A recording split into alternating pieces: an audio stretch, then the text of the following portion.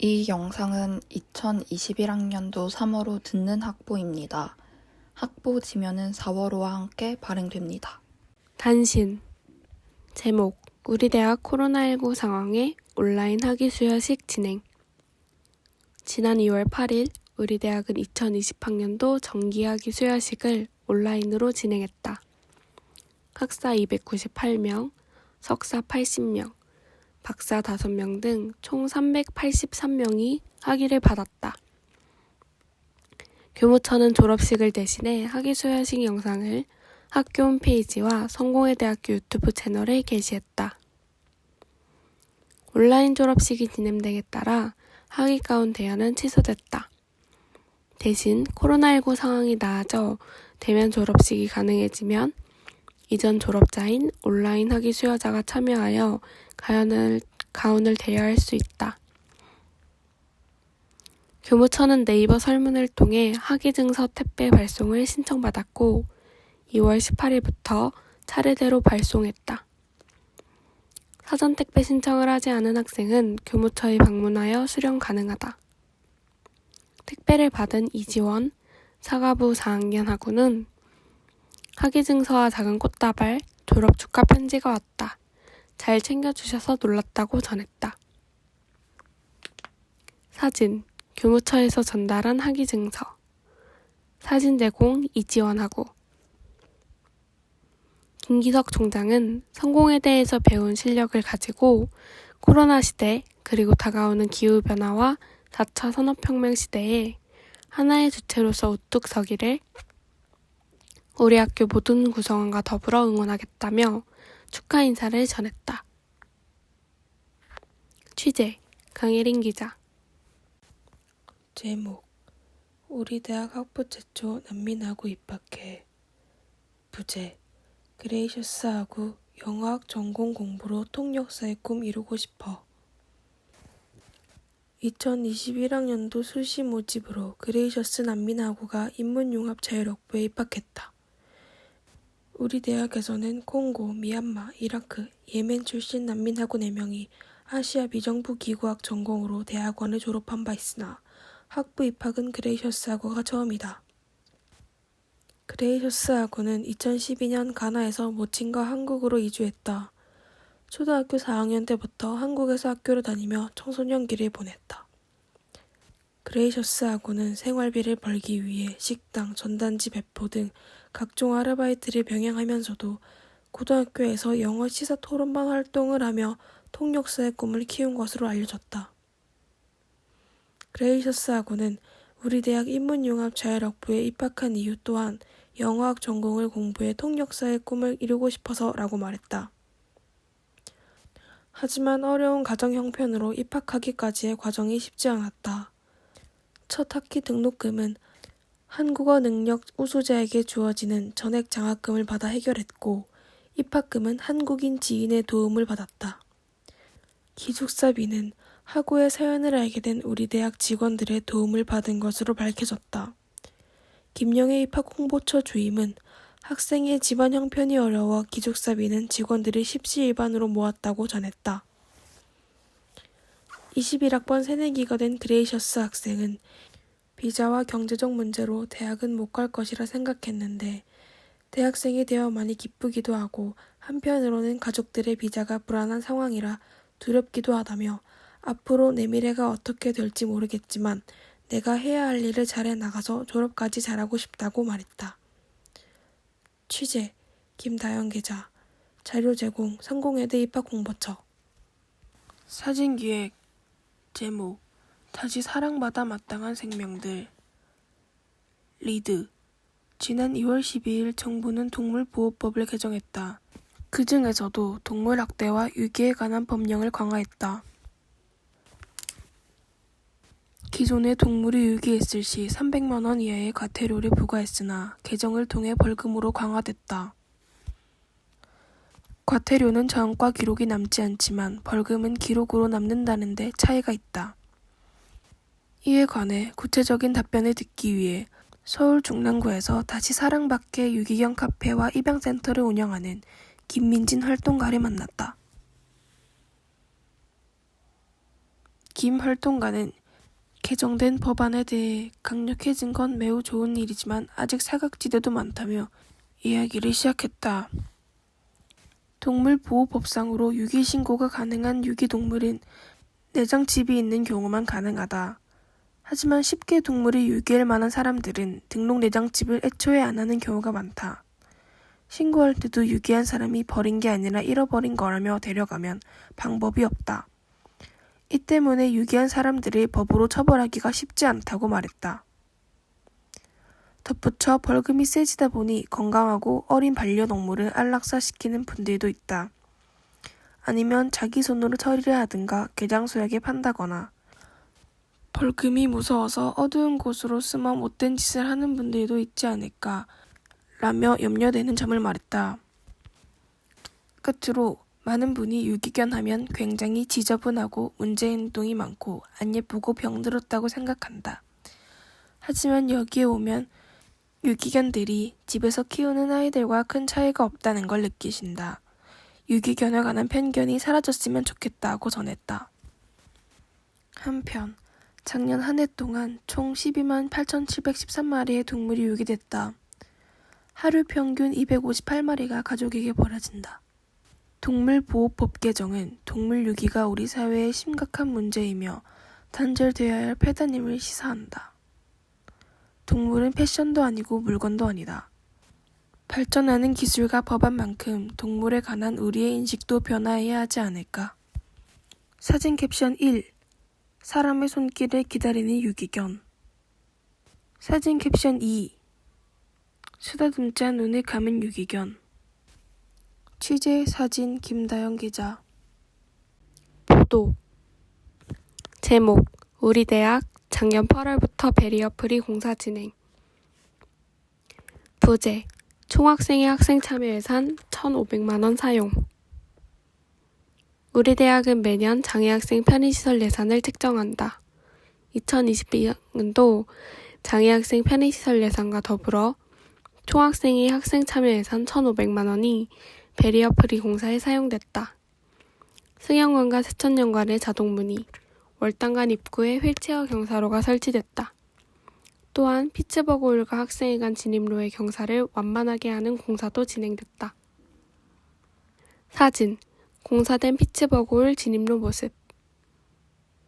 사진, 공사된 학생회 관 앞 진입로와 하수구 그레이팅 모습. 홍선성 학생복지처 이하 학복처 팀장은 오래된 건물에는 장애인 편의시설이 부족하다. 예산이 부족하기 때문에 매년 책정된 예산으로 급한 것부터 개선하고 있다고 전했다. 이번 베리어 프리 공사는 코로나19 상황으로 사용하지 못한 2020학년도 학생 참여 예산 1,500만 원을 총학생회와 협의 후 사용했다.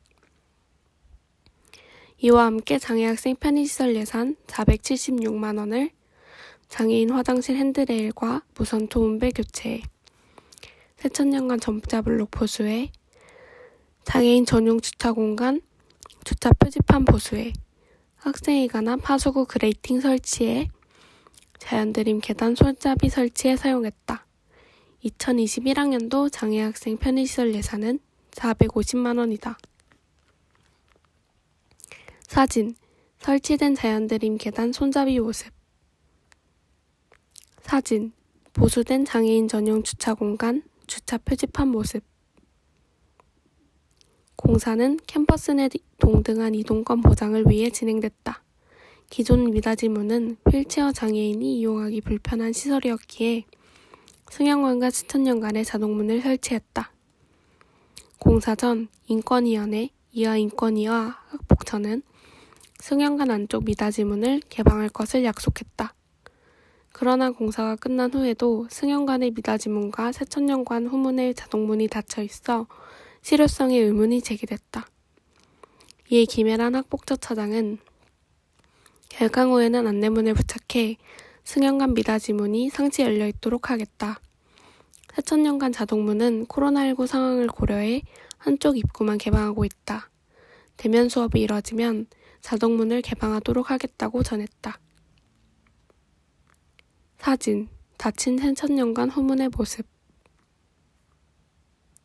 한편 우리 대학은 3년마다 실시되는 국립특수교육원 2020년 장애대학생 교육복지지원 실태평가에서 보통 등급을 받았다. 이 평가는 3월부터 12월까지 각 대학이 제출한 선발, 교수학습, 시설설비 영역에 대한 자체평가 보고서에 근거해 서면평가와 현장방문평가, 종합평가의 3단계로 실시됐다. 343개 대학의 423개 캠퍼스 중 9.2%가 최우수, 22.0%가 우수, 41.8%가 보통, 27.0%가 개선 요망의 등급을 받았다. 백하연 인권위원장은 아직도 장애하구가 이용하기에 불편한 시설이 많다며 캠퍼스 내에 더 많은 공사가 이뤄져야 할 것을 강조했다. 취재 강혜린 기자, 사진 김다영 기자.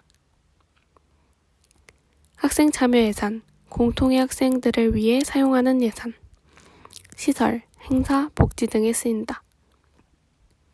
베리어 프리, 장애인이나 고령자 등 사회적 약자들이 살기 좋은 사회를 만들기 위해 사회적, 물리적, 제도적 장벽을 허물자는 움직임을 뜻한다. 그레이팅, 하수구 뚜껑에 사용되는 철제판. 제목, 접속 2021학년도 온라인 세로 배움터. 부제, 각자의 공간에서 하나의 시간으로 함께하다. 리드, 지난달 23일 우리 대학 2021학년도 세로 배움터 2하 세터가 온라인으로 진행됐다.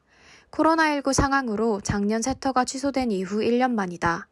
이번 세터는 성공회대학교 공식 유튜브 채널에서 오후 6시부터 실시간으로 스트리밍 됐다. 신입생 21학번을 비롯한 모든 학우가 참여할 수 있었다. 평등문화 약속문이 세터의 시작을 알렸다. 이어지는 온라인 캠퍼스 투어 영상을 통해 캠퍼스에 방문해보지 못한 학우들이 학교의 공간들을 만나볼 수 있었다. 세터 1부의 시작을 앞두고 김기석 총장이 학우들과 학부모들에게 축하 인사를 전했다. 한편 세터 영상에는 실시간으로 자막이 제공돼 참여한 학우들이 원활히 소통할 수 있었다. 소제목, 인터뷰부터 강연까지 온라인으로도 다양한 프로그램 진행해. 1부의 문을 연 프로그램은 유퀴즈 온 더 회대로 세터 기획단이 사전에 제작한 인터뷰 영상이 상영됐다. 부제는 성공회대에 남은 사람들로 두 MC가 코로나19 상황 속에서도 학교에 남아있는 이들을 찾아가 이야기를 나누고 학교와 전공에 관련된 퀴즈를 푸는 시간을 가졌다. 정답을 맞춘 참가자에게 상품이 제공됐다. 우리 대학 동문이자 학교에 25년째 근무하고 있는 김주용 대학발전실 팀장과 기숙사생 변주연 사용 3학우와 최준영 사용 3학우가 참여했다. 다음으로는 교수와 재학생들이 나에게 성공회대는? 이라는 물음에 답하는 영상이 이어졌다. 우리 집, 놀이터, 작은 숲 등 다양한 답변이 나왔다. 김창남 신문방송학과 교수는 우리 대학을 키 큰 나무, 작은 나무, 파란 꽃, 빨간 꽃 등이 함께 어울릴 수 있는 공간으로 표현했다. 이어지는 스쿠다락방은 재학생과 신입생이 함께 이야기 나누는 프로그램으로 피츠버그홀에서 실시간으로 진행됐다. 유튜브 채팅을 통해 실시간으로 신입생들의 질문을 받아 재학생들이 솔직하게 답하는 시간을 가졌다. 류영서 인문 3학우와 이찬영 미콘 2학우가 패널로 참여해 19학번과 20학번의 서로 다른 경험과 생각을 나눴다. 류학우는 작년과 달리 올해는 이렇게 온라인으로나마 새내기 분들과 질문을 주고받고 소통할 수 있는 시간이 마련돼서 좋았다. 새내기 분들이 학교를 알아가는데 조금이나마 도움이 될 수 있는 자리였기를 바란다며 소감을 전했다. 다음으로는 박경태 사회융합 자율학부 교수가 회대를 바꾸는 시간 15분에서 우리 대학을 다닌다는 의미에 대해 강연했다. 박 교수는 여러분이 대학에 들어오면 하고 싶었던 것들이 많이 있었을 거다. 어떤 꿈들이 있었나? 라고 물으며 이야기를 시작했다. 이어 박 교수는 우리 대학은 위치도 이념적인 사상에 있어서도 변방에 있다고 생각한다. 변방은 중심과 다른 것이다. 중심은 변화하지 않는다. 기득권으로 무장된 성벽이기 때문이다. 그런 성벽은 새로운 것을 기대할 수 없다. 라며 변방의 가치를 함께 누리고 고민하는 대학 생활을 보냈으면 좋겠다고 전했다. 실시간 채팅으로 받은 학우들의 질문을 박 교수가 답하는 시간도 짧게 가졌다. 1부의 마지막 프로그램 어바웃 회대에서는 학교를 다니며 알아두면 좋은 정보들을 안내했다. 조현정 학생복지처 차장과 김미라 학생복지처 과장이 각각 국가장학금과 교내장학금에 대해 PPT 자료화면과 함께 구체적으로 설명했다. 다음으로 김태준 교무처 주임이 수강 신청을 앞둔 신입생들에게 수강 신청에 대해 안내했다. 이어 사전에 준비된 학생 대표자 알아보기 영상이 상영됐다. 총학생회와 동아리연합회, 인권위원회, 그 밖에 4개의 각 융합자율학부 학생회 대표자들이 간단한 소개와 설명을 하는 시간을 가졌다. 소제목, 안전한 공동체를 위한 교육 진행해, 비대면 벚꽃놀이로 함께 공연 즐겨. 2부에서는 안전한 공간, 존중받는 공동체라는 제목으로 인권위원회, 이하인권위가 준비한 인권교육이 진행됐다. 백하윤 인권위원장이 교내 인권위에 관해 설명하고 성폭력 예방 교육을 진행했다. 생활 속 성폭력 사례를 소개하고 대응 방안과 신고 절차를 구체적으로 안내했다. 교육을 마치고 간단한 질의응답 시간도 가졌다. 이어지는 벚꽃놀이 프로그램은 학내 동아리 소개 및 사전 녹화한 공연 영상으로 채워졌다. 엘피스, COL, 비스, MR크루, 에오라지, 스쿠빌레, 꾼이 참여했다. 학우들은 실시간 채팅을 통해 박수 이모티콘과 응원을 보냈다. 세터는 벚꽃놀이를 마지막으로 오후 10시가 되어서야 막을 내렸다. 학우들은 유익하고 재미있었다. 기획해주셔서 감사하다 등의 소감을 남겼다. 양준하 세터 기획단장은 2박 3일짜리 세터를 4시간 분량으로 만들어야 했다. 온라인에서만 할 수 있는 게 뭐가 있을까 고민했다고 전했다. 덧붙여 얼굴을 보여주면서 공연하는 게 좋은데 저희는 방역 때문에 다 마스크를 쓰고 있다. 그런 점들이 좀 아쉬웠다고 밝혔다. 2021 스쿠 세로 배움터는 코로나19 상황 속에서도 온라인으로 21학번을 비롯한 많은 학우가 참여했다. 당일 세터 종료 시점을 기준으로 누적 시청자 수는 2,965회를 기록했다. 취재 홍은솔 기자, 사진 김다영 기자. 기획, 제목, 함께 만들었던 공동체, 성공회대 소비자 협동조합 해산. 부제, 여러 담론을 나눌 수 있었던 이야기의 장, 회대조합이 많이 그리울 것 같다. 지난 1월 25일 이뤄진 조합원 총회에서 해산 결의안이 의결돼 성공회대 소비자 협동조합 이하 회대조합은 해산 과정에 들어갔다. 학내 구성원이 직접 만든 회대조합은 대안적 가치를 실현했던 다양한 시도의 장이었다. 소제목, 돛담배에서 회대조합까지. 회대조합은 2015년 1월 대학생 협동조합 준비 모임 돛담배에서 시작했다. 2016년 12월 소비환경의 개선, 소비자 중심의 학내 경제 조성을 목표로 돛담배는 교수, 직원, 학생들과 함께 회대조합을 출범시켰다. 회대조합은 가장 큰 사업으로 카페 깐투치오를 운영했다. 깐투치오는 단순히 카페가 아니라 조합원들이 직접 운영에 참여해 함께 만들어 나가는 공간이었다. 깐투지기는 조합원 근무자로 매주 회의를 통해 새로운 메뉴를 기획하고 발주할 물건을 체크하고 텀블러 대여소와 같은 프로젝트를 기획하기도 했다. 회대조합은 앞마당 파티, 작은 교실, 행복기숙사 공동구매 프로젝트, 초록생활 창작소 슬로스 등의 프로그램을 통해 생태적 실천 및 경제적인 소비생활, 여가와 문화생활의 장을 마련해왔다. 사진, 깐투치오 텀블러 대여소에 놓여있는 텀블러들. 소제목, 코로나19 장기화 회대조합 휘청. 코로나19가 장기화되자 경제적 인적 문제로 회대조합 운영은 불안한 상황에 처했다. 회대조합은 작년 카페 운영을 중단했고 그 외의 활동도 최소화했다. 조합원의 출자금과 조합비, 카페 수익금으로 운영되는 회대조합은 카페 운영과 조합 활동이 모두 중단된 기간 동안 경제적인 어려움을 겪었다. 회대조합은 조합원과 임원진의 협력으로 운영됐다. 그러나 코로나19의 확산으로 대학 투입이 제한되자 신입생 대상의 조합 속에 조합원 신청, 깐투지기의 일자리 등 그 밖의 공동체 활동이 무산됐다. 최다솔 회대조합 이사장은 법인이자 사업장인 회대조합은 분기마다 체납해야 하는 세금과 보험비가 있다. 그동안 필요한 지출은 이사진의 사비와 주변 교수님들의 후원, 외부 지원 사업을 통해 충당했다. 그러나 현재는 카페 운영과 조합 활동을 위한 최소한의 자금을 확보하지 못한 상태라고 말했다. 사진, 카페 깐투치오에서 일하고 있는 깐투지기들. 소제목, 회대조합 해산 과정 들어가. 최 이사장은 조합 운영을 위한 최소한의 경제적, 인적 자원이 남지 않은 상황에서 회대조합의 불안정한 운영을 지속하는 것은 무책임하다고 판단했다고 말했다. 2020년 하반기 동안 회대조합은 이사회 내 논의를 거쳤고 이전 임원들과 서울시 협동조합지원센터의 자문을 통해 조합 해산을 검토하고 결정했다.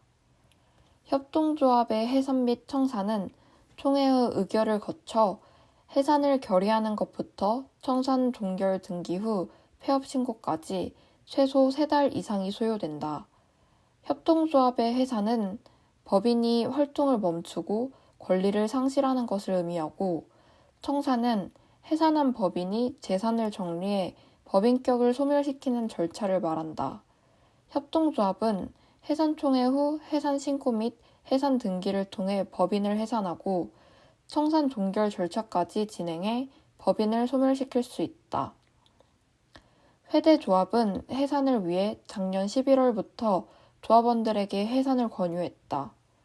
협동조합 기본법상 해산총회는 대면총회만 가능하며 조합원의 과반수가 참석해야지만 개최할 수 있다.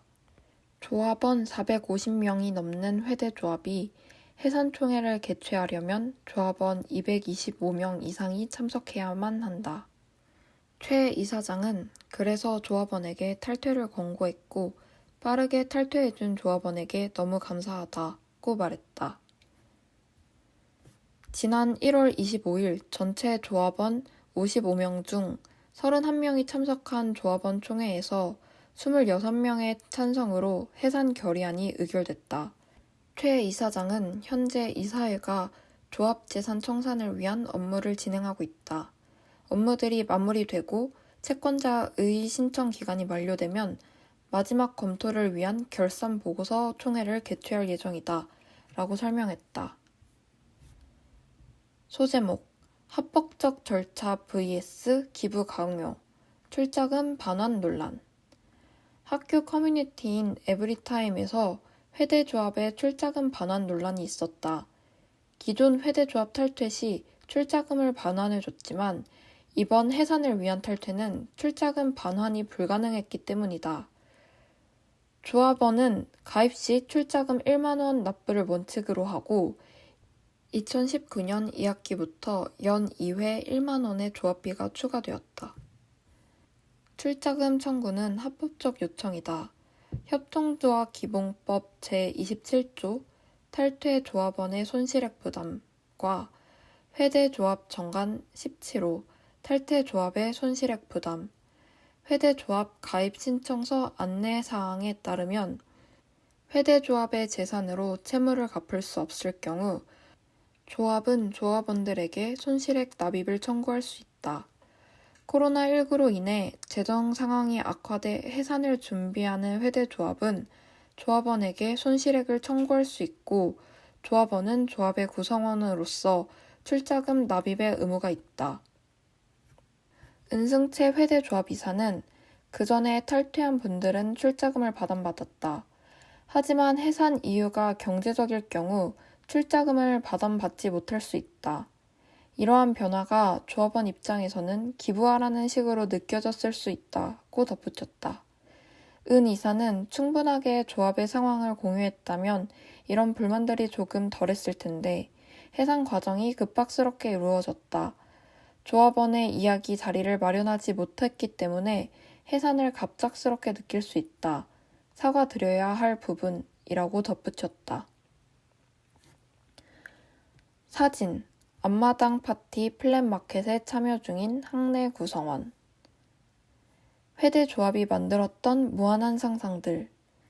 회대조합은 그동안 깐투치오 공간을 통해 생태, 놀이, 다양성, 자치, 공유라는 가치를 실현하기 위해 활동했다. 매 학기 앞마당 파티를 열어 조합원들이 직접 물건을 팔거나 위탁 판매를 하며 놀이 공간을 마련했다. 작은 교실은 소소한 것들을 함께 배우는 시간으로 포토샵 배우기, 벌꿀주 만들기, 비건 음식 만들기 등 다양한 주제로 사업을 진행했다. 행복기숙사 공동구매 프로젝트는 행복기숙사생을 중심으로 물품 공동구매를 진행했다.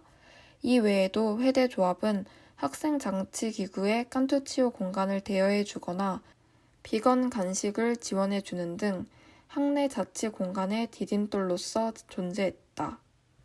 최 이사장은 협동조합의 기본 공식은 구성원들의 필요와 가치를 구체화 실현하는 것이다. 많은 사람들이 공통의 문제를 느끼고 해결 방안을 찾고 그 방안을 실현해 순환하는 커뮤니티는 쉽게 만들어지지 않는다. 적어도 커뮤니티로서 같이 고민할 수 있고 무언가를 해볼 수 있는 하나의 장을 열지 않았나 싶다. 여러 이야기를 반영한 활동이 많이 그리울 것 같다고 아쉬움을 밝혔다. 은 이사는 카페 깐투치오 공간이 주는 무한한 상상들이 있었다. 공간이 있다면 학우들과 공유할 수 있는 물품과 장소가 있고 조합원들이 먹고 싶은 것을 직접 만들어 판매할 수 있다. 자치적인 공간이 주는 기쁨과 자유들이 있을 텐데 그런 부분들이 아쉽다. 또 협동조합 명칭이 주는 결속력과 연대가 있는데 이런 기반이 약해질 수 있다는 게 아쉽다고 말했다. 정인영 사용 3학년 학우는 독생마을학교나 자치활동을 하면서 회대조합의 도움을 많이 받았다.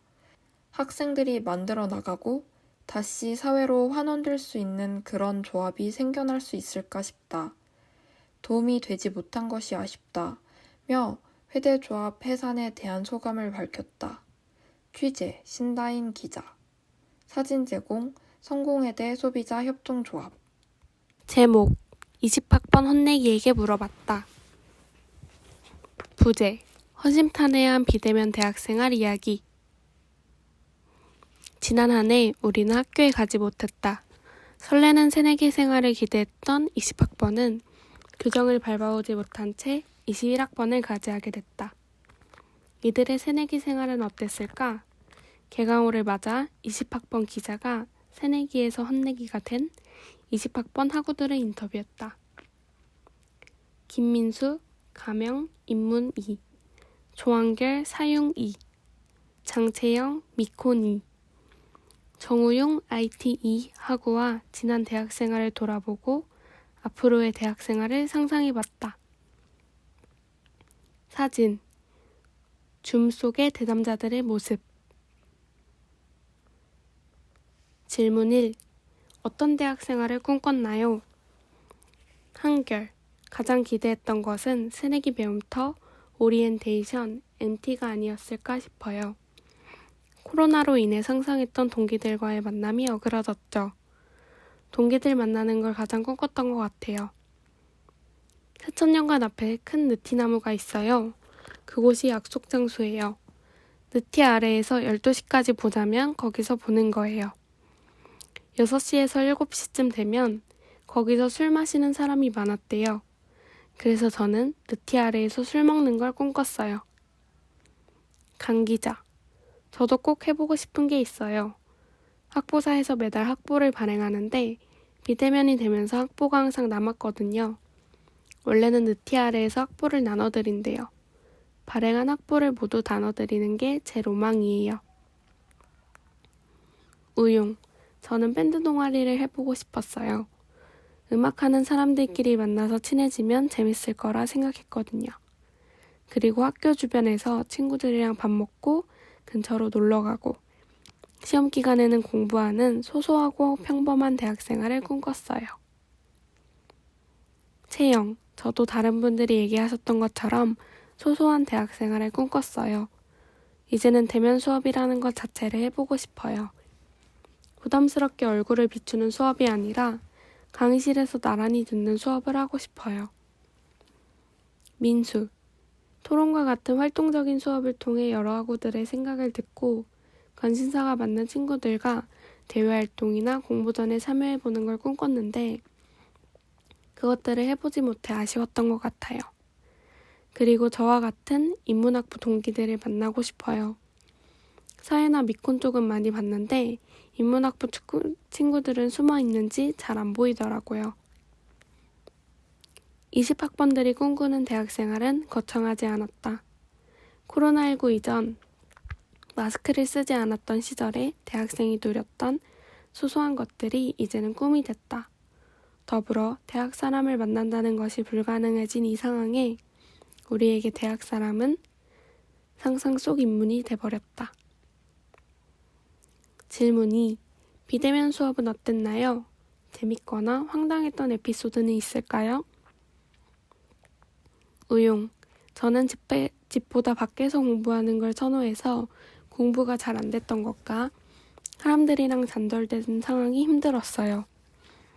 그래도 소소하게 좋았던 건 줌 수업 때 반려동물을 비춰주는 분들이 계셨는데 볼 때마다 미소 짓게 되더라고요. 민수, 수업에 관해 얘기할 수 있는 사람이 없어서 아쉬웠어요. 그리고 토론 수업 때 음성이 겹치다 보니까 원활한 소통이 되지 않았던 것 같아요. 그리고 비대면이다 보니 어디서든 원하는 시간대에 강의를 들을 수 있어서 좋았어요. 기억에 남는 상황은 어떤 분의 마이크가 켜져 있어서 친구분들이랑 얘기하는 걸 생중계로 들었던 게 기억에 남습니다.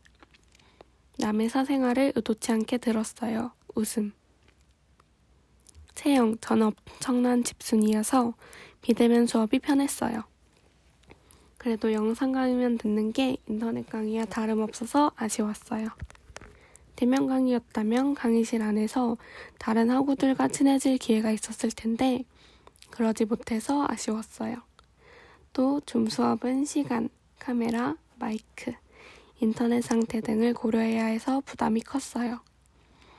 대면 수업과 비대면 수업의 단점을 섞어놓은 형태가 아닐까 싶어요.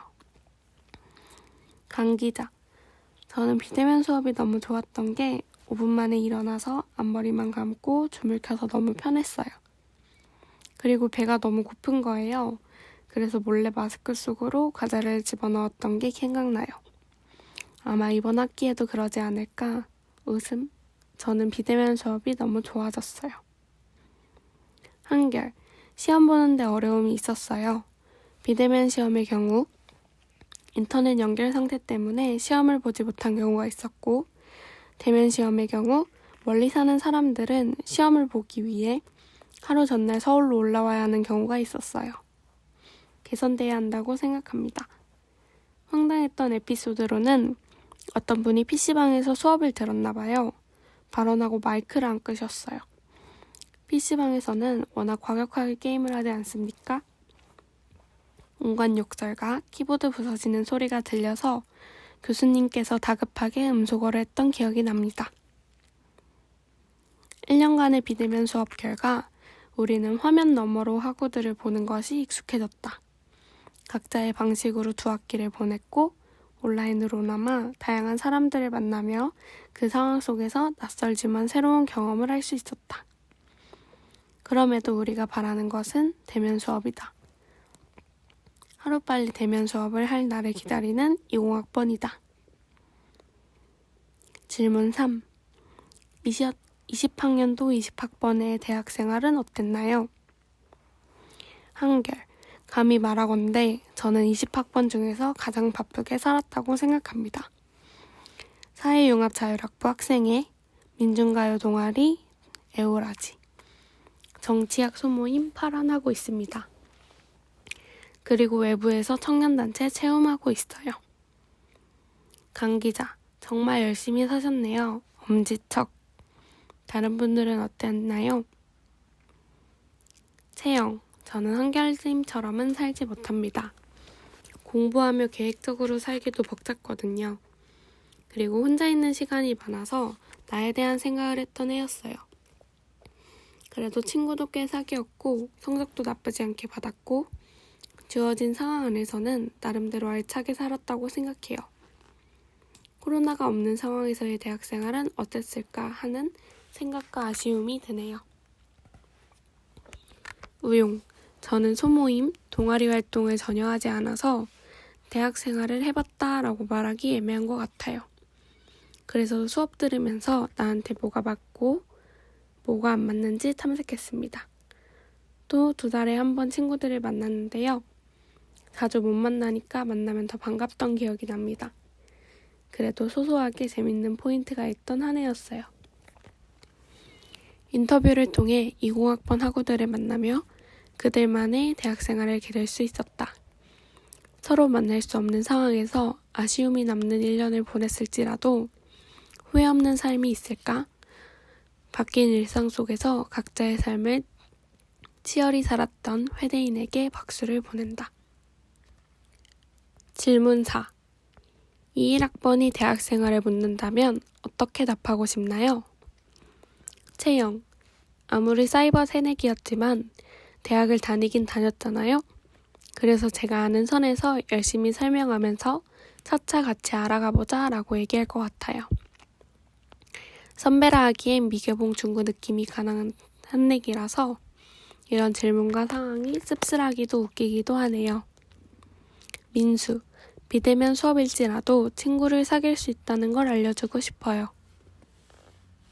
에브리타임 잉먼 커뮤니티에서 친구를 사귀기도 하고 동아리나 학교 프로그램에 참여하며 만나는 경우도 있거든요. 그래서 대학 친구를 사귀고 싶다면 적극적으로 행동하는 것을 추천해드리고 싶어요. 한결. 그 교수님은 음성이 안 좋아. 그 교수님 화질 좋더라. 이런 정도밖에 말해줄 수 없을 것 같아요. 저는 아는 선배가 많아요. 그래서 선배들한테 들은 회대 이야기를 해주고 싶어요. 16학년도에서 이러한 일이 있었다. 이 동아리의 건배사는 뭐다. 이렇게 재밌는 것들을 많이 알려주고 싶어요. 대면 대학 생활은 모르지만 비대면 대학 생활에 대해 알려줄 것이 많은 20학번이었다. 작년 이맘때 20학번을 만나지 못해 아쉬웠던 19학번처럼 20학번도 21학번을 못 보게 되어 아쉬우리라 생각한다. 대면 수업을 시작했을 때 차차 같이 알아가보는 우리가 기대된다. 결국 올해도 비대면 수업이 이어진다. 코로나가 또 한 번 새학기의 설렘을 앗아갔지만 언젠가 직접 만날 날을 기억하며 한 학기를 시작해본다. 비대면 상황에서 각자의 방식으로 2021년을 살아갈 모두를 응원한다. 취재 강예린 기자. 연재. 제목 청년 우울을 만나다.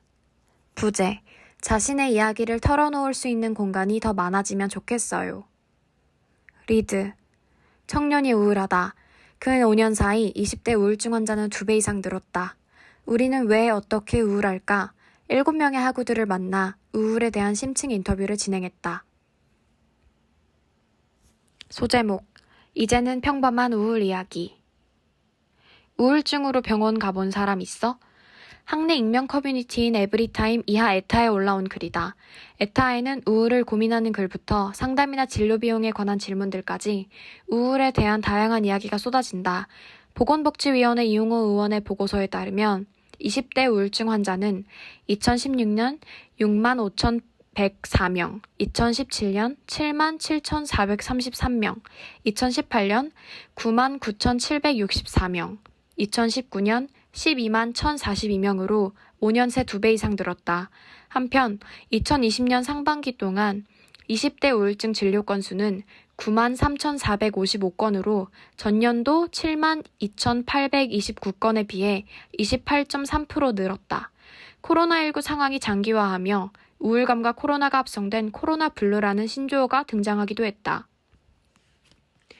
서울대학교병원 N의학정보에 따르면 우울증, 즉 우울장애는 의욕 저하와 우울감을 주요 증상으로 다양한 인지 및 정신, 신체적 증상을 일으켜 일상 기능의 저하를 가져오는 질환을 말한다. 우울장애는 감정, 생각, 신체 상태, 그리고 행동 등의 변화를 일으키는 심각한 질환으로 한 개인의 전반적인 삶에 영향을 준다. 분명한 원인에 대해서는 아직 명확하지 않으나 다른 정신질환과 같이 다양한 생화학적, 유전적, 그리고 환경적 요인이 우울증을 야기할 수 있다. 우울증은 일시적인 우울감과는 다르며 개인적인 약함의 표현이거나 의지로 없앨 수 있는 것이 아니다. 소제목, 청년, 우울을 말하다. 아래 인물은 7명의 하구의 인터뷰를 종합해 가상으로 만든 인물임을 알려드립니다. 수연의 경우 꿈과 목표가 뚜렷한 22살 수연은 아르바이트와 동아리 대외 활동 등으로 늘 바쁘다. 새로운 사람을 만났을 때 거기서 얻는 시너지나 그 사람들이 나에게 줄 수 있는 것들의 의미가 커요. 사람 한 명 한 명이 소중한 것 같아요. 수연은 외부 활동과 새로운 사람과의 관계에서 활력을 얻으면서도 정작 자신을 챙길 시간은 부족하다고 말한다. 항상 몸이 바빠요. 그런 와중에 인간관계에서 문제가 생기거나 어떤 것을 배우면서 생각에 빠지게 되면 여유가 없어지고 우울이 찾아와요. 수연은 우울을 느낄 때면 무기력하고 불안해지지만 그럼에도 쉴 틈 없이 일상을 보내려고 한다고 했다. 작년 대외활동 구성원과 갈등이 생겼지만 그는 활동을 그만둘 수 없었다. 진로를 위해서 하는 활동들은 포기가 안 돼요. 스펙을 쌓아야 하니까 놓지 못하겠더라고요. 저에게는 꿈이 너무 커서. 상담을 받아볼 생각도 했지만 상담하기에는 우울이 어느 정도 회복된 상태였다고 한다. 무엇보다 여유가 없었다. 수연은 바쁘지만 짬짬이 우울하다고 자신의 상태를 설명했다. 그는 보통 바쁘게 일상을 보내다 보면 어느새 우울이 사라지기도 한다고 말했다. 그래도 나아지지 않을 때면 잠을 자는 방법을 택한다고 한다. 잠을 자서 오프를 해버리는 거예요. 모든 전원을 내려버리는 거죠. 그는 컴퓨터를 강제 종료시키는 것처럼 잠으로 마음을 환기한다. 수연은 지난 설날에 처음으로 푹 쉬었다며 미소 지었다. 번아웃이 왔어요. 거의 탈진 직전까지 갔다가 이번 설날에 한번 쉬었어요. 3일 중에 하루 동안 저만의 시간을 가졌어요. 하루밖에 안 쉬었는데도 여유롭더라고요. 경민의 경우 우울을 잘 덮어두고 일상생활을 하는 편이었던 것 같아요. 서울에서 자취 중인 24살 경민은 우울감을 느끼면서도 사람들을 만날 때면 뚜껑을 덮고 다시 활기차게 생활한다고 말했다. 일상에서도 일이 많거나 안 풀리면 우울감을 느꼈지만 오래가는 편은 아니었다. 경민은 스트레스를 받는다는 게 무엇인지 어떻게 풀어야 하는지도 몰랐다고 한다. 몸으로 반응이 오고 나서야 내가 스트레스를 받았구나 깨달았고 그러면 다시 우울해졌다. 자신을 너무 몰랐다는 생각 때문이었다. 경민은 지난해 6개월 동안 학교 상담실에서 상담을 받았다. 그는 평소 우울한 감정에 대해 주위에 잘 말하지 않는다고 한다. 감정 상태에 대해 말하기보다는 사건을 중심으로 말하는 편이다. 우울감이든 애정이든 슬픔이든 혼자서 처리해야 하는 것 같고 누구나 다 가지고 있는 감정인데 어리광 부리는 것 같아요. 하지만 상담사는 앞으로 자신의 관계 속 들어올 사람이 아니었기에 말하기 수월했다고 한다. 매주 자신의 이야기에 집중해 두는 사람이 있다는 것에 위안을 받았다. 나의 인간관계에 아무런 영향을 미치지 않을 것 같은 사람에게 내 이야기를 하고 고민을 나눈다는 게 새로운 경험이었고 도움이 많이 됐던 것 같아요. 경민은 상담받는 것을 주위에 숨기지 않았다. 친구들에게 추천하기도 했다. 그러면서도 그는 심각한 문제가 있어서 상담을 받으러 간다는 느낌을 보이고 싶지 않았다. 슬픔이 있다는 걸 알리고 싶지 않았어요. 우울의 정도가 아주 얕더라도 남들에게 상담을 받아보라고 이야기해요. 경민은 우울의 정도와 상관없이 주위에 상담을 권한다고 한다. 그러나 정작 그는 상담을 받으면서 나 정도는 많이 우울한 편이 아닌데 나보다 더 심각한 사람이 있을 텐데 내가 대상자가 되어도 되나? 스스로가 상담받을 자격이 있는지 의문이 든다고 고백했다. 수진의 경우 22살 휴학생 수진은 1년째 항우울제와 신경안정제를 복용하고 있다. 그는 우울을 인지하기 전까지 자신이 게으른 줄 알았다고 한다. 무기력하고 침대에서 일어나기 힘들고 지각하거나 결석하는 일이 많았기 때문이다. 우울은 남들이 말하는 일상적인 것들을 하지 못하는 것이라고 생각해요. 삼시세끼 밥을 먹는다거나 약속 시간에 맞춰가는 것이 어려웠어요. 수지는 자신의 개인사를 사회적 편견에 의해 판단받고 싶지 않다는 생각에 퀴어 프렌들리하다는 정신과를 찾았다. 하지만 기대와는 달랐다며 수지는 상담을 회상했다. 퀴어 프렌들리하다고 알려진 상담가나 정신과 의사들조차도 저의 경험을 막 평가하려고 한단 말이죠. 그가 처음부터 상담사 앞에서 연기한 것은 아니었다. 솔직하게 말하고 도움을 받고자 했다. 그러나 어느 순간부터는 상담사가 도와줄 수 있는 부분만 말하게 됐다. 만나서 얘기하고 끝나면 약을 받는 식의 과정이 생겨났어요. 상담사와 일종의 줄타기를 하는 거죠. 이런 거나 해결해 주세요. 어차피 당신 퀴어 경험에 대해서 헛소리할 거 아니까. 수지는 상담사에게 받지 못한 도움을 주위에서 많이 받았다고 한다. 저는 주위에 SOS를 많이 친 편이에요. 스스로 고립되지 않기 위해서 더 손을 뻗은 것도 있었고요. 우울증을 겪었거나 같이 겪고 있는 친구들이 많아요. 공감해주고 같이 있어주고 그 정도로도 충분했던 것 같아요. 그는 운이 좋았다고 밝게 대답했다. 우울 자체를 관리하고 조정하는 일들 자체가 일상이에요.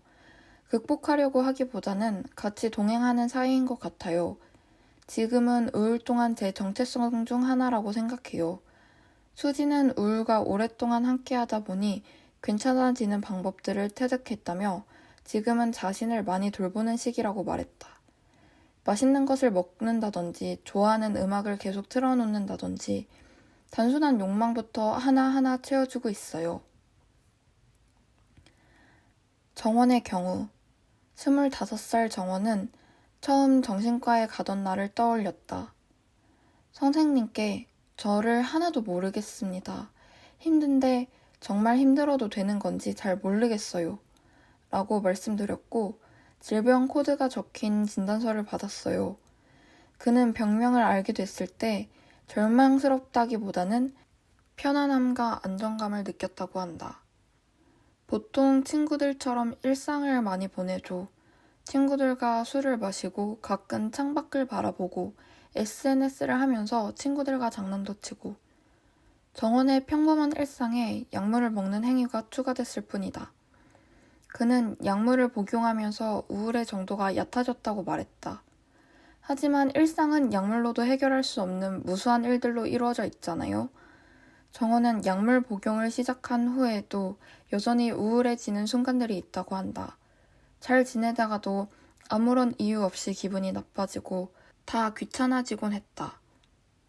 정원이 며칠 동안 약물을 먹지 못하고 출근한 날이 있었다. 일을 하기가 너무 싫은데 왜 나가야 하는지도 너무 잘 아는 거죠.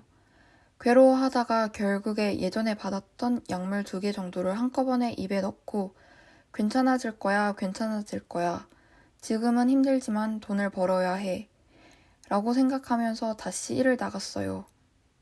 일을 마치고 나서야 그는 긴장감이 풀려 기절하듯이 다시 잠들었다고 한다. 자신이 환자라는 사실에 실망하는 사람들도 많아요. 정원은 본인이 환자라는 걸 깨닫고 살아가는 건 생각보다 잔인한 일이라고 말했다. 타인은 내 감정을 전혀 모르죠. 표현하지 않으면 아무도 몰라요. 표현을 안 할수록 본인만 더 힘들어진다는 걸 깨닫는 순간들이 오거든요. 근데 그걸 내려놓기가 힘들어요. 인터뷰를 마치며 하고 싶은 말이 있냐고 묻자 정원은 그냥 다들 살아서 봤으면 좋겠다고 답했다. 저는 친구들과 헤어질 때 농담 반 진담 반으로 가끔 그래요. 살아서 보자고. 아파하는 모든 사람들이 힘들겠지만 살아서 얼굴 보는 게 제일 좋지 않을까 생각해요. 소제목 높은 상담비, 망설이는 청년들. 상담 시간으로 값이 정해지니까 앉아있는 그 시간이 계속 불편하더라고요. 지금 몇백 원이 더 나가고 있고 몇천 원이 더 나가고 있구나. 수진. 정신건강의학과에 처음 내진하면 진료비는 소진 진찰료, 면담 비용, 설문 비용, 약값으로 구성된다. 서울 종로구에 위치한 모 정신의학과 초진 비용은 진찰료 5,160원, 약품비 1,588원, 검사료 29,469원, 정신요법료 8,838원으로 총 45,000원이 본인 부담금으로 청구됐다. 하지만 면담 시간에 비례해 진료비가 책정되기 때문에 경우에 따라 금액의 차이가 있다. 또한 일부 약들은 보험 혜택이 적용되지 않는 비급여 항목에 해당한다. 비급여 항목은 의료기관이 자체적으로 금액을 정하기 때문에 병원마다 금액의 차이가 있고 비용의 전액을 환자가 부담해야 한다. 사실 대학에 다니지 않았다면 저는 상담을 안 받았을 거라고 생각해요. 너무 비싸기 때문에. 경민. 사설 상담 기간은 상담사의 경력에 따라 비용의 차이가 있다. 서울 종로구에 위치한 모 사설 상담 기관은 내담자의 상태에 따라 상담 횟수를 정하며 50분에 5에서 10만 원을 청구한다. 상담 비용이 부담스러워 학교 상담센터를 찾는 경우도 많다. 우리 대학 학생 상담센터에는 현재 전임 상담원 2명, 객원 상담원 2명으로 총 4명의 상담자가 있다. 대기 기간은 상담 신청 수에 따라 달라진다. 학생 상담센터에 따르면 심리 상담을 신청한 학우들은 짧게는 2주 내외, 신청이 많을 때는 한 달 이상 대기해야 한다. 다만 위기 상황으로 응급 상담 지원이 필요한 학우를 우선으로 상담을 배정한다. 학생 상담센터에서는 기본적인 심리 상담 및 심리 검사 이외에도 자기 이해 역량 강화 특강, 또래 상담, 집단 상담 등 다양한 프로그램을 진행하고 있다. 2020학년도 기준 총 프로그램 참여 인원은 약 2,700건에 달한다. 소제목, F코드 꼬리표, 보험 가입 어려워. 보건복지부가 5년에 한 번 실시하는 정신질환 실태 역학조사 2016년에 따르면 정신건강 서비스를 이용하지 않는 이유로 그 정도 문제는 스스로 해결할 수 있다고 생각했다. 75.9% 응답이 제일 높았다. 그 다음 나는 정신질환이 없다고 생각했다. 68.1% 응답이 뒤를 이었다. 치료받는 걸 다른 사람이 알면 어떻게 생각할까 걱정했다. 30.5% 응답도 상당수다. 정신질환에 대한 선입견은 당사자에게 필요한 상담 및 약물 치료의 문턱을 높인다. 정신질환에 대한 차별은 제도적으로도 존재한다. 정신과에 방문한 이력이 있으면 실비보험 가입이 힘들어요. 아무래도 일상생활에서 실비보험이 없으면 좀 불안하잖아요. 정원. F코드는 정신과의 질환 코드로 WHO에서 정한 정신질환 국제질병 분류이다. 국가건강보험으로 진료를 받은 경우 F코드가 남는다. 신규 보험 가입 시 보험사는 최대 5년까지의 의료기록 요청이 가능하다. 해당 기간 안에 F코드가 남아있으면 사보험 가입이 어려울 수 있다. 한편 정부는 2013년 정신과 문턱을 낮추기 위해 기존 F코드 대신 Z코드, 보건 일반 상담으로 분류해 진료 기록을 남기지 않는 제도를 마련했다. 소제목, 털어놓는 것 자체가 치유하는 과정. 장애, 환경, 퀴어 노동운동가이자 시인인 일라이 클레어는 저서 망명과 자긍심에서 증언과 자긍심 둘 다 정체성을 강화하고 저항을 길러내고 전복을 일궈냈다. 수치심과 고립 속에 살아왔던 사람들은 우리가 끌어모을 수 있는 모든 자긍심을 필요로 한다고 설명했다. 그는 우리가 자신에게 무슨 이름을 붙이든 간에 우리가 우리의 자기 혐오와 수치심과 침묵과 고립을 어떻게 끝장내든 간에 목표는 같다. 우리가 일상적으로 겪고 있는 실질적 억압을 끝장내야 한다고 말했다. 말하기는 자신의 감정을 마주하는 치유 행위이자 자신에 대한 이해를 바탕으로 스스로를 긍정하는 힘을 갖는다. 또한 타인과 자신의 경험을 공유하고 연결할 수 있다는 점에서 확장의 가능성을 내포한다. 자기가 안전하다고 여기는 공간에서는 최대한 이야기를 많이 꺼낼 수 있으면 좋겠어요. 그리고 자기를 지지해주는 사람들 속에 항상 들어가 있으면 좋겠습니다. 수진. 정신질환자라는 낙인 대신에 당사자들이 주체로서 해석하고 말할 수 있는 공간이 필요하다. 수진이 말했듯 이 공간은 안전해야 하고 지지가 있어야 한다. 이는 상담이 될 수도 있고 친구들이 될 수도 있다. 지금 우리 사회는 이런 공간에 얼마나 가까울까? 심리학자 앤드류 솔로몬은 저서 한낮의 우울에서 우울증은 사람마다 다르다. 그러니까 모든 우울증이 유일하다. 마치 눈송이처럼 본질적인 면에서는 동일하지만 각자 복제 불가능한 복잡한 형태를 뽐낸다고 말했다. 우리가 만난 7명의 인터뷰이가 보여주었듯 다양한 일상의 결만큼 저마다의 우울도 다양하다. 이들은 우울하다. 누군가는 자신을 돌보고 누군가는 여전히 침대에 누워있다. 그래도 우리 모두 살아있고 우울을 말한다. 이는 변화의 시작이자 자긍심을 찾는 첫 발자국이다. 취재 신다인 기자, 홍은솔 기자, 사진 김다영 기자. 인터뷰 제목 소수자를 사회의 주체로 인정하는 과정이 중요. 부제 사회복지학과 12학번 김난슬 동문 인터뷰. 장애인 정책은 사실 사람이 죽지 않고서는 바뀌지 않아요. 김난슬 활동가는 말했다. 죽어서 바뀌는 게 아니라 살면서 바뀔 수 있도록 그는 오늘도 장애 인권 운동을 한다. 자기소개 부탁드립니다. 저는 장애여성 공감 부설 독립지원센터 숨에서 활동하고 있는 김난슬입니다. 공감에서 활동한 지는 올해 5년 차입니다. 탈시설 당사자한테 활동 지원 현장에서 무엇이 필요한지 고민하기 위해서 올해부터는 숨에서 활동을 시작하게 됐습니다. 부설센터 숨은 탈시설 운동을 주로 하고 있습니다. 장애인 자립생활운동은 장애를 개인이 극복해야 할 결함이 아니라 장애를 문제로 만드는 사회 환경이 잘못된 것이며 이를 바꿔나가는 운동입니다. 공감은 장애 여성 인권단체입니다. 장애 여성 정체성을 사회에 드러내고 정상성에 도전하며 우리 사회에서 시민이라고 호명되지 않는 소수자와 연대하고 있습니다. 보통 장애 여성 하면 사회적 약자, 도와줘야 하는 사람, 몸이 불편한 사람 이런 시선으로 바라보잖아요.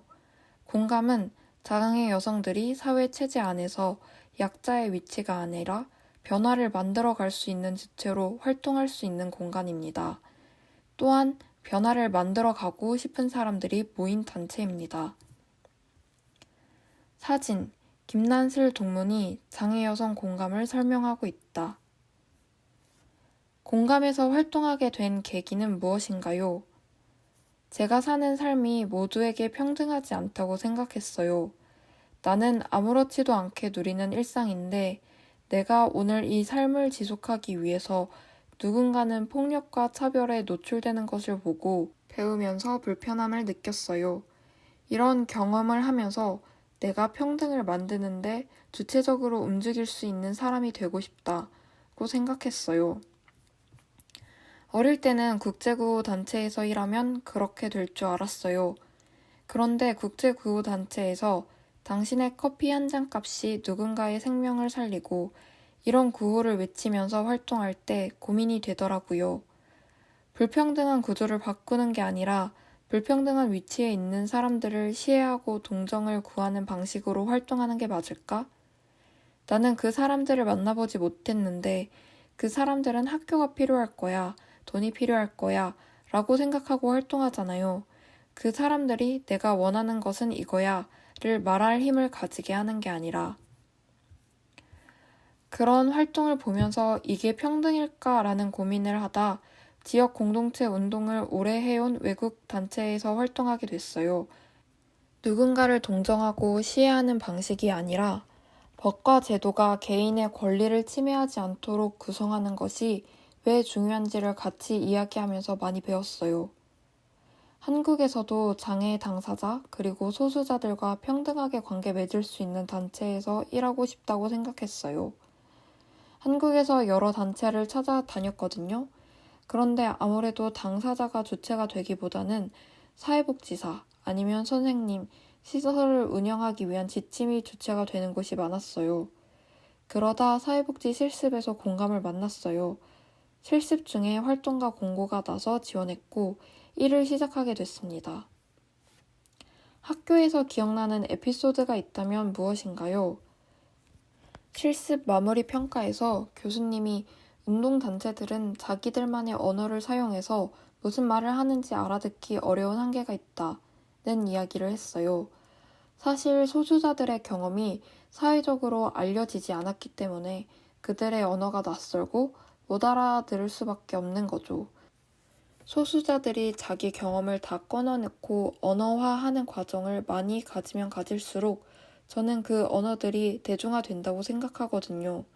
지금 교수님과 그런 대화를 한다면 이런 질문을 드리고 싶어요. 무슨 얘기를 하는지 주의 깊게 들어보셨는지. 살아온 환경에 따라서 쓰는 언어가 다를 수밖에 없잖아요. 언어장애가 있다면 표현과 소통 방식이 다르고요. 우리 사회는 주류인 사람들만 말할 수 있는 구조가 너무 단단하다 보니까 그 사람들이 알아듣지 못하면 불편한 건가? 이런 고민을 나누고 싶었어요. 공감에서 활동하면서 기억에 남는 에피소드가 있나요? 작년에 인권 침해가 굉장히 심했던 루디아의 집이라는 시설이 긴급 폐쇄됐어요. 거기에 살던 당사자분들은 긴급 탈시설을 해야 했어요. 탈시설을 하려면 준비가 필요하잖아요.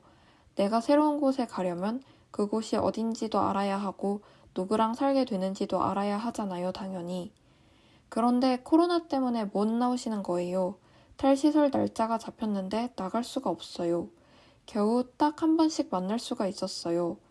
정부나 지자체에서 이 사람들이 주체적으로 살아갈 수 있는 조건을 만들기 위해서 시정명령을 내리거나 대안을 만들면서 적극적으로 참여해야 하는데 우리는 시설을 폐쇄하기로 했어.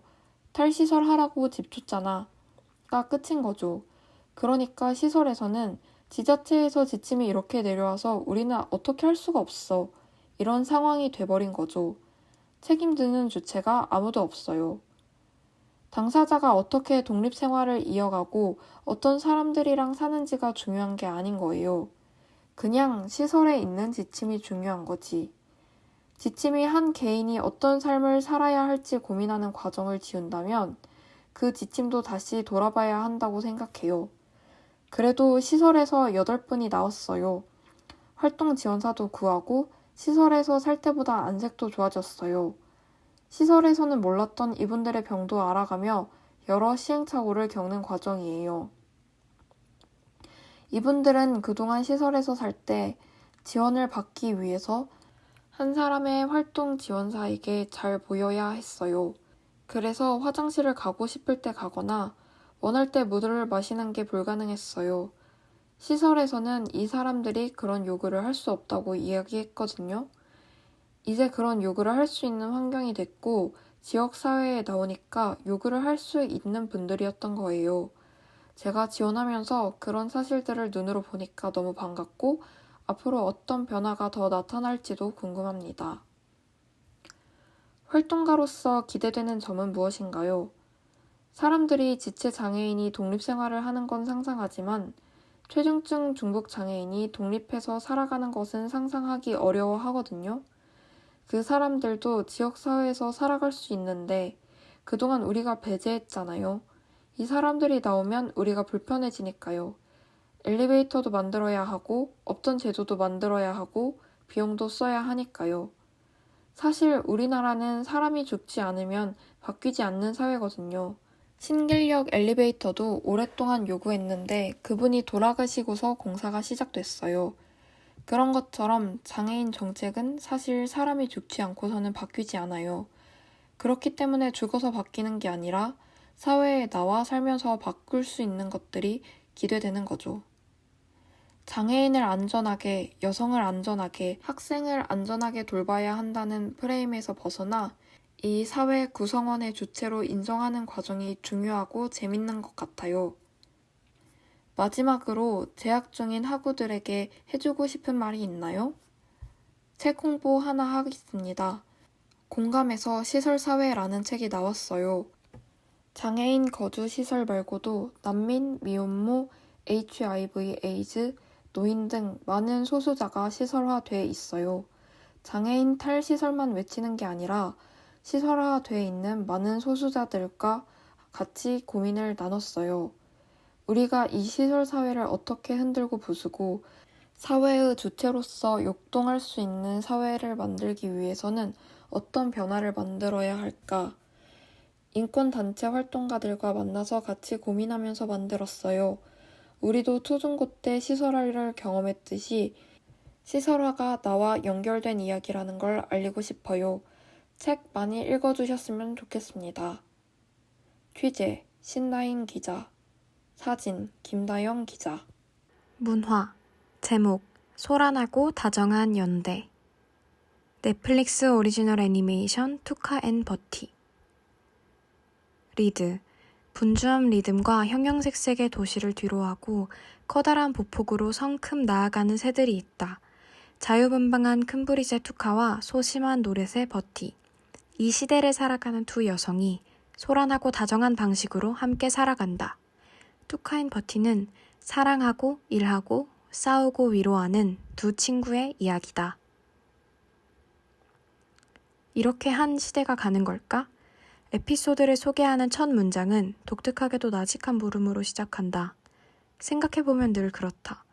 모두가 저마다의 시대를 보내고 다시 맞이한다. 우리는 그 과정에서 매번 늘어난 선택지와 무거워진 고민을 마주한다. 투카와 버티가 대학 룸메이트로 함께한 시대를 끝내는 시점에서 투카 앤 버티 이야기는 시작한다.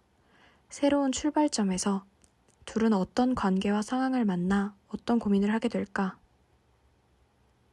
투카 앤 버티는 인물이 지닌 복합성을 다룬다는 점에서 시청자들의 공감을 이끌어낸다. 비록 등장인물들은 동물과 식물의 모습을 하고 있지만 그들이 살아가는 일상은 다양한 사회적 관계 안에서 교차하고 공존하는 우리의 일상과 닮아 있다. 기존의 로맨스 서사와 다르다는 점에서도 공감을 유발한다. 극중 버티는 투카와의 룸메이트 생활을 마치고 애인 스페클과 동거를 시작한다. 그러나 이 애니메이션은 버티와 스페클의 관계가 단순히 로맨틱한 연애가 아니라 현실적인 고민들이 함께한다는 것을 보여준다.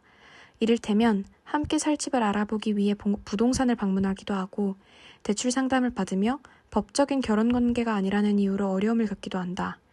투카와 버티 각자의 캐릭터성 또한 전형적이지 않다. 10편의 에피소드를 통해 둘의 이야기를 따라가다 보면 입체적이고 현실적인 두 여성을 만날 수 있다. 이 애니메이션은 개인의 문제와 트라우마를 소개하는 데서 그치지 않고 따뜻하고 유쾌한 시선으로 여성들 간의 연대를 그려낸다. 버티가 직장에서 남성 동료에게 성희롱 발언을 듣고도 대응하지 못했다는 것에 무력감을 느끼자 그를 돕기 위해 투카가 나선다.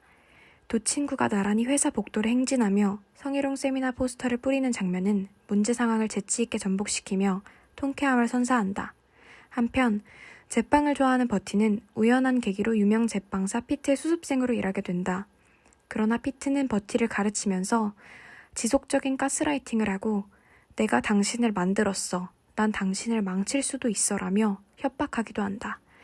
혼란을 겪던 버티는 새로 들어온 수습생 다코타를 만나 서로의 피해 경험을 공유하고 그 경험이 위기에 의한 성폭력이었음을 깨닫는다. 이 장면은 투카가 아닌 새로운 인물의 등장으로 서로 연대하며 대안을 모색하고 서로를 도울 수 있음을 보여주는 장면이라 무척 반갑다. 투카와 버티의 트라우마도 차츰 모습을 드러낸다. 투카는 과거 병원에 입원할 정도로 심각한 알코올 중독을 겪었고 버티는 어린 시절 성폭력 피해 경험이 있다. 과거의 사건들은 현재까지 이어져 영향을 미친다. 문제를 회피하고 움츠러들게 만들기도 한다. 이들은 서로의 옆을 지키며 각자의 방식으로 버팀목이 되어준다. 투카와 버티뿐 아니라 이야기에 등장하는 수많은 여성 인물들도 그러하다. 이렇듯 여성과 여성이 연대하자 변하지 않을 것 같던 현실에도 작은 금이 생기기 시작한다. 이 여성들은 연대해 피트의 권력을 무너뜨리고 승진을 쟁취한다. 성폭력 피해 경험으로 좋아하던 수영을 그만두었던 버티는 다시 헤엄친다. 건너보지 못했던 피넛버터 섬을 향해 힘껏. 가스라이팅. 타인의 심리나 상황을 교묘하게 조작해 그 사람이 스스로 의심하게 만듦으로써 타인에 대한 지배력을 강화하는 행위. 글, 홍은솔 기자. 사설 제목 타인의 노동에 공감하지 못하는 사회. 부제 공감을 빼앗긴 노동자에게 봄은 오지 않는다. 벌써 16번째다. 작년 한 해에만 16명의 택배 노동자가 사망했다. 이를 잇듯 새해 1월부터 쿠팡 물류센터 노동자의 부고가 전해졌다. 택배 노동자들은 높은 업무 강도와 동료들의 죽음에 분노하며 파업을 예고했다. 그러자 비난하는 댓글이 쏟아졌다. 그렇게 힘들면 그만둬라, 배불렀네, 택배가 갑이네 등 노동자들의 시위를 매도했다. 삭막한 댓글창을 보니 숨이 막혔다. 우리는 기계가 아니다. 노동자를 혹사하지 말라며 전태일 열사가 분신한 뒤 법은 바뀌었다. 그렇다면 우리는 무엇이 달라졌는가? 전태일 열사 50주기가 지난 지금 전태일은 산화되고 사람들에게는 메마른 반노동 정서만이 남은 듯하다. 노동자가 권리 요구를 위해 파업한다는 기사에는 대개 부정적인 댓글이 달린다. 사람들은 저임금 노동자의 열악한 노동 환경과 처우를 그들의 탓으로 돌린다. 적은 임금을 받고 인권 탄압을 당하는 것은 그들이 학창시절 노력하지 않았기 때문이라 말한다. 혹자가 쓰레기를 수거하는 청소 노동자들을 보며 공부 안 하면 저렇게 살아 라고 말하는 것도 마찬가지다. 비난은 저임금 노동자만을 향한 것이 아니다. 사람들은 소위 말하는 안정적인 직장을 가진 노동조합, 이하 노조의 파업에 더 따가운 시선을 보낸다. 월급 많이 받는 것들에 배부른 소리라며 귀족 노조의 떼쓰기로 매도한다. 안정적인 직장이라는 그늘에 가려진 노동자 인권 문제, 안전 인력 부족 등의 어두운 현실은 궁금해하지 않는다. 학창시절의 노력으로 노동자를 평가하고 투쟁을 배부른 소리로 일축시키는 태도는 노동자가 일터에서 몸바쳐 일한 시간과 노력 또한 무시하는 것이다. 우리에게는 그럴 자격이 없다. 다만 우리는 모두 인간답게 일할 권리가 있다. 반노동 정서는 노동자의 농성에서 당위성을 찾는 태도와 농성이 자신에게 아무런 득이 되지 않는다는 이해타산적 생각에서 비롯된다. 그러나 부당한 처우를 고발하고 업무에 최적화된 공간에서 일하기를 원하는 노동자의 농성은 그 자체로 합리적이다. 학교 옆 건물 공사로 소음이 난다고 해보자. 학생들은 공부에 지장을 받는다. 학생들과 학교는 공사업체에 항의해서 소음이 덜 나는 방안을 협의하고 마땅한 보상을 받을 것이다. 여기서 누구도 학생이 학습권 보장을 위해 항의하는 행동을 보고 배부른 소리라 칭하지 않는다. 학생의 학습권과 자신의 이익을 연결해서 생각하지도 않는다. 권리는 때와 사람을 가리지 않는다. 우리는 존재 자체로 존중받아야 하는 노동자다. 우리나라의 노동 환경은 참혹하다. 한국은 20여년째 OECD 국가 중 산재 사망률 1위를 기록하고 있으며 정부의 공식 통계로만 해마다 약 2,000명 정도의 노동자가 산업재해로 숨지는 국가다. 하루 평균 6명의 노동자가 출근 후 가정으로 돌아가지 못한다. 작년 2월부터 시작된 코로나19 국내 사망자가 지금까지 1,600여 명인 것을 보면 한국의 노동자에겐 일터의 사고가 코로나19보다 무서운 존재다. 한국의 노동자는 보이지 않는 재난 속에서 일하고 있다. 산업은 빠르게 변화해왔다.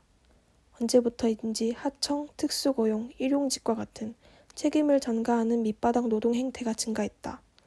그 과정에서 사각지대는 확대됐고 해고는 쉬워졌다. LG 트윈타워 청소 노동자들은 노조를 결성했다는 이유로 집단 해고를 당하고 2달 넘게 농성을 이어가고 있다. 배달과 같은 비대면 플랫폼 사업은 코로나19 상황 속 큰 매출을 기록했다. 그러나 비대면과 비대면 사이를 메우는 노동자들은 택배 상자를 나르다 쓰러지고 시간을 쫓겨 오토바이를 운전하다 영영 눈뜨지 못한다. 편리함과 저렴한 가격은 임금과 근로조건, 노동권은 물론이고 노동자의 생명과 안전까지 뒤로 밀어냈다. 갈수록 노동 양극화가 심화되고 대기업이 중심이 되는 한국에서 잊혀가는 노동자의 권리를 찾기란 결코 쉬운 일이 아니다. 이럴 때일수록 노동자 간의 공감과 연대는 필수적이지 않을까? 오늘 출근길 혹은 등굣길에서 본 파업 노동자는 내일의 또 다른 나다. 노동자의 외침을 무시하고 자신의 이익만을 위해 침묵하는 태도는 타인의 노동에 공감하지 못하는 사회를 만든다. 어느새 열악한 환경에서도 끝까지 일하다 눈을 감은 노동자의 죽음에 책임을 회피하고 노동자의 외침에 이익만을 좇는 사회가 됐다. 삭막하다. 노동자는 공감이 메마른 겨울 속 앙상한 나무가 되어 외롭게 노동한다.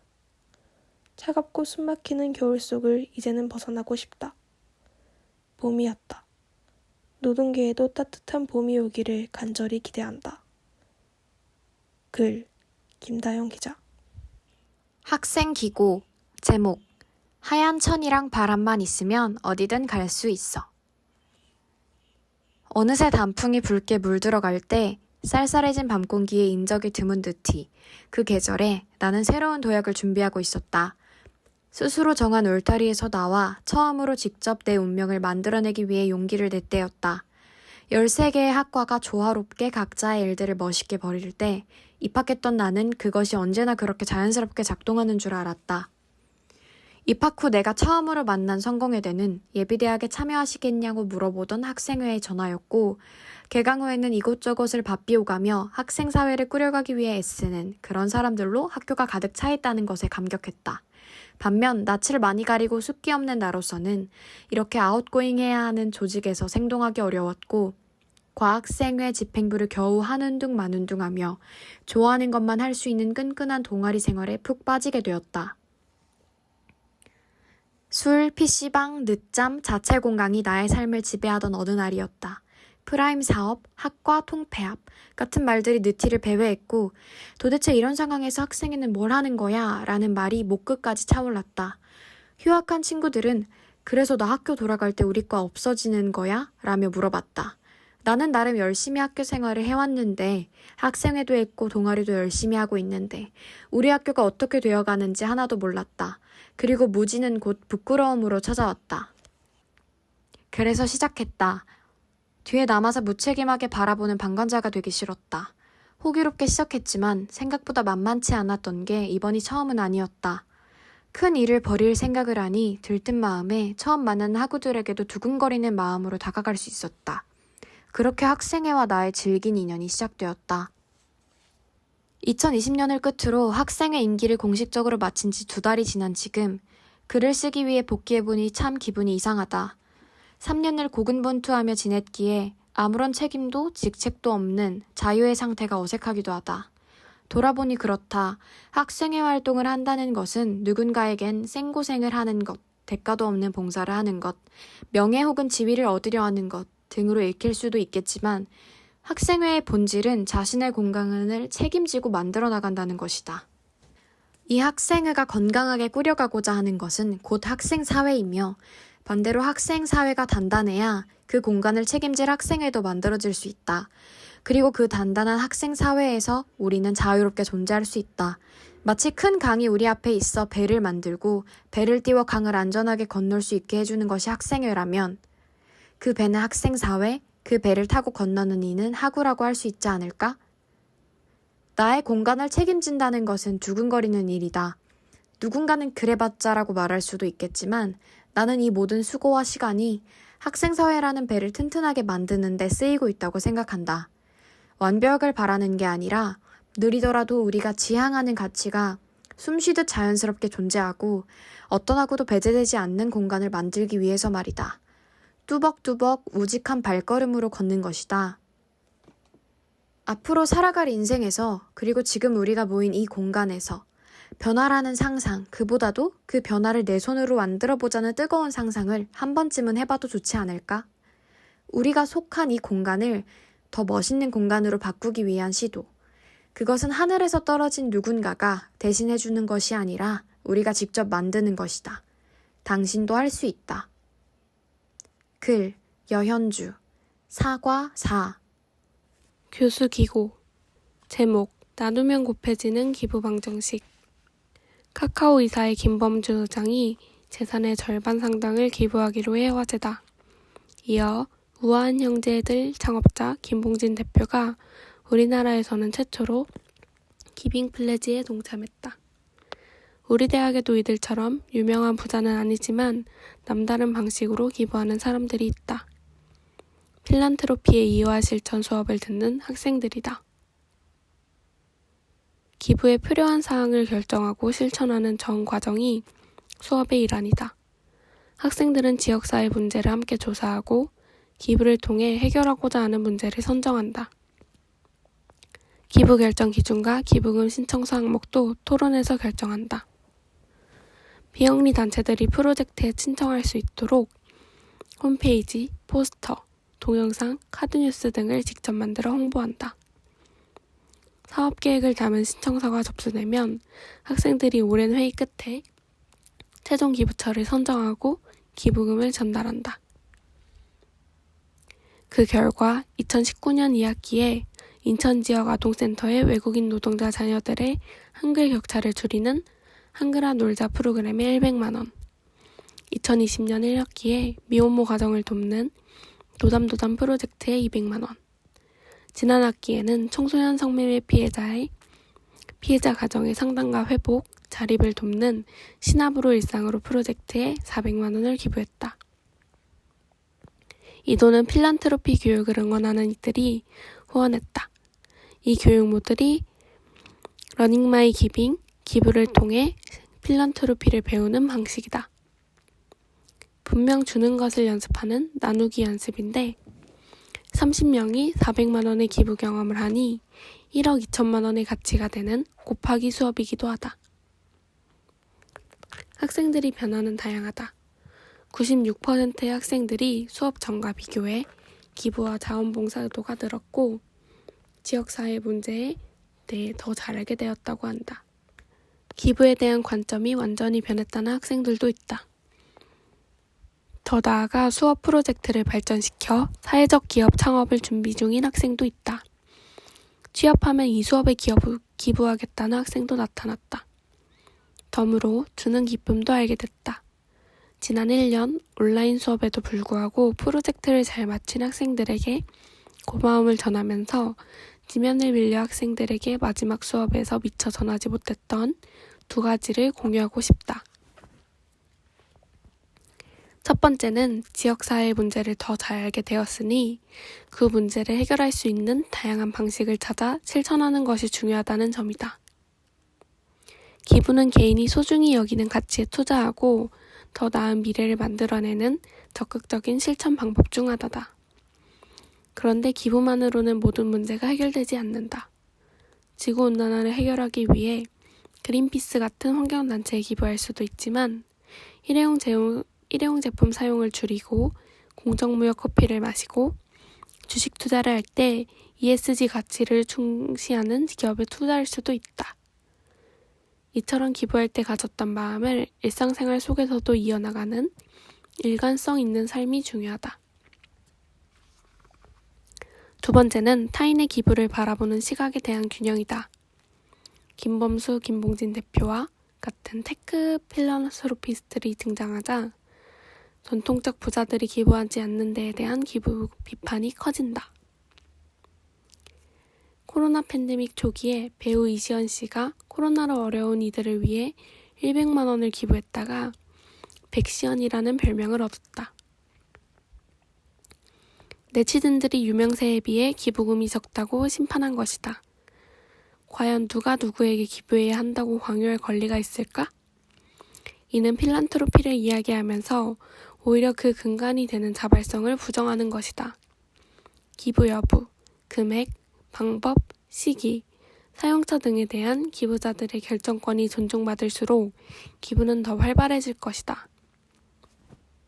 봄이 온다. 새 학기에는 360만 원을 가지고 나누기의 여정을 시작한다.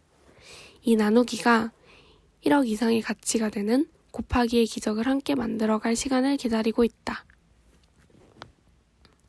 글, 김현수 열림교양대학 조교수.